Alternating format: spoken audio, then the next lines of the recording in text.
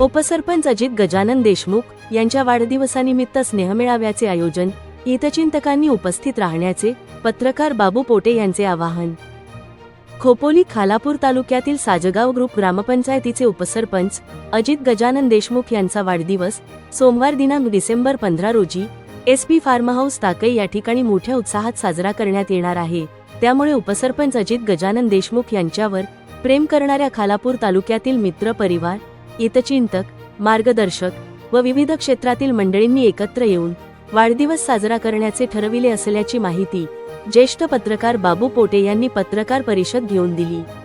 येऊ घातलेल्या जिल्हा परिषद, पंचायत समिती निवडणुका जवळ आल्या असल्या तरी वाढदिवस साजरा करणे हा कोणताही राजकीय विषय नसून मित्रपरिवारांनी एकत्र येऊन वाढदिवस साजरा करण्याचे ठरवले आहे।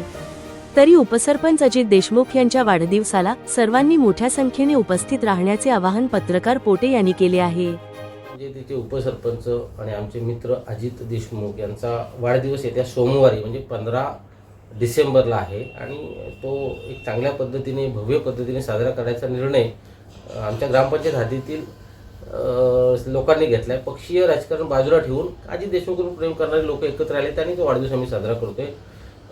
खोपोलीचे माजी नगराध्यक्ष डॉक्टर सुनील पाटील यांचा SP फार्म हाऊस आहे आमच्या सासगाव आणि सारसन रोडला ताकई हद्दीमध्ये। त्या ठिकाणी संध्याकाळी 7 वाजता हा कार्यक्रम होतोय आणि माझं सगळ्यांना आवाहन आहे की आमच्या सगळ्यांच्या वतीने आवाहन आहे खरं तर की जे अजितदादांवर प्रेम करतात त्या सगळ्यांनी या कार्यक्रमाला मोठ्या संख्येने उपस्थित राहावं। एक संवाद आणि स्नेहभोजन अशा प्रकारचा तो कार्यक्रम आहे।